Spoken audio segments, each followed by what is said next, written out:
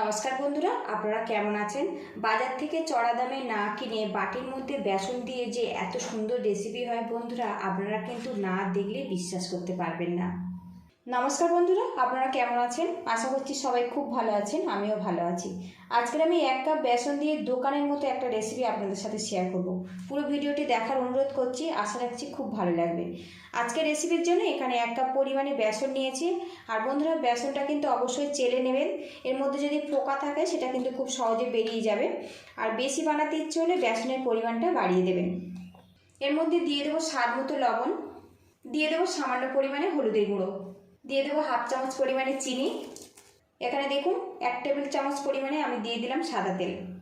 ভালো করে মিশিয়ে নেব। আর বন্ধুরা, আমি সবসময় চেষ্টা করি ঘরে থাকা উপকরণ দিয়ে একদম নতুন নতুন রেসিপি শেয়ার করার জন্য। প্লিজ বন্ধুরা, লাইক শেয়ার সাবস্ক্রাইব করে আমার একটু সাপোর্ট করবেন। আর রেসিপিটা ভালো লাগলে অনেক অনেক শেয়ার করে দেওয়ার অনুরোধ করছি। ভালো করে মিশিয়ে নিয়েছি। এবার এর মধ্যে ঠান্ডা জল দিয়ে মিহি করে একটা পেস্ট বানিয়ে নেব।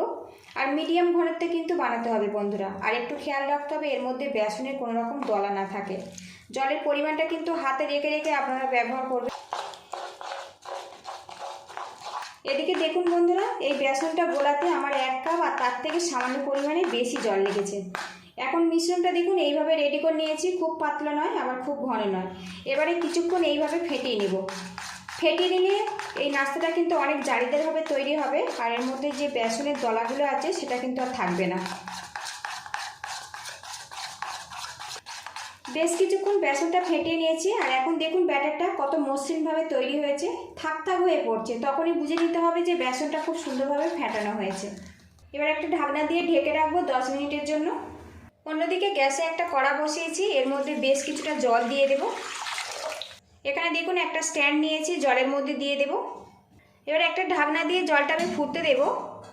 অন্যদিকে 4টে বাটি নিয়েছি, আর বাটির মধ্যে সামান্য পরিমাণ করে সাদা তেল নিয়েছি, ভালো করে লাগিয়ে দেব। আজকের নাস্তাটা আমি কিন্তু বাটিতে সেট করব। আর তেলটা কিন্তু বেশ ভালো করে লাগিয়ে দিতে হবে, এতে নাস্তাটা কিন্তু খুব সুন্দরভাবে উঠে আসবে। আর অবশ্যই সাদা তেল ব্যবহার করবেন, এতে করে নাস্তার মধ্যে কোনো রকম স্মেল আসবে না। 4টে বাটিতে ভালো করে তেল লাগিয়ে নিয়েছি। এবার এটা আমি সাইড করে দেব। এদিকে দেখুন বন্ধুরা, বেসনটা কিন্তু বেশ ভালো মতো সেট হয়ে গেছে। এবারে এখানে 1 প্যাকেট ইনো নিয়েছি, এর মধ্যে দিয়ে দেব। ইনোটা দিয়েছি, ভালো করে মিক্স করে নেব। এর মধ্যে সামান্য জল দিয়ে দেব।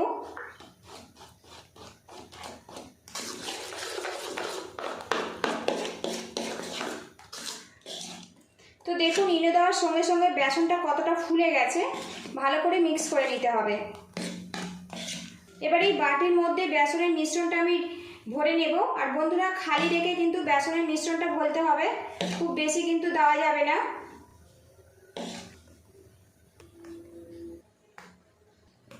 এদিকে দেখুন বন্ধুরা, বেসনের মিশ্রণটা 4টে বাটিতে আমি কিন্তু সমান ভাগে ভাগ করে নিয়েছি। এবার ঢাকনাটা খুলে নেব। আর এদিকে দেখুন জলটা কিন্তু বেশ ফুটে গেছে। জলটা এইভাবে ফুটিয়ে নিতে হবে। এবার এই বাটিগুলো আমি এর মধ্যে বসিয়ে দেব। এদিকে দেখুন বন্ধুরা, 4টে বাটি কিন্তু কড়ার মধ্যে আমি দিয়েছি। এবারে একটা পাত্র দিয়ে ঢেকে রাখবো 15 মিনিটের জন্য। ঢাকনাটা খুলে নেব। আর এখন দেখুন বন্ধুরা, কত সুন্দরভাবে নাস্তাটা সেট হয়ে গেছে। এখানে দেখুন বন্ধুরা, একটা কাঠি নিয়েছি। তো দেখুন কাঠিটা কিন্তু পুরোপুরি শুকনো বেরিয়েছে, তার মানে কিন্তু এটা খুব সুন্দরভাবে ভেপে গেছে। কত স্পঞ্জিভাবে তৈরি হয়েছে দেখুন, হাতে কিন্তু কোনো রকম ব্যাটার লাগছে না। এবার এই বাটিগুলো তুলে তারপরে আপনাদের সঙ্গে দেখা করছি। অন্য একটা কড়া গরম করে নিয়েছি, এর মধ্যে 1/2 চামচ পরিমাণে সাদা তেল দিয়ে দিলাম। তেলটা গরম হয়ে গেছে, এর মধ্যে 1/2 চামচ কালো সর্ষে দিয়ে দিলাম।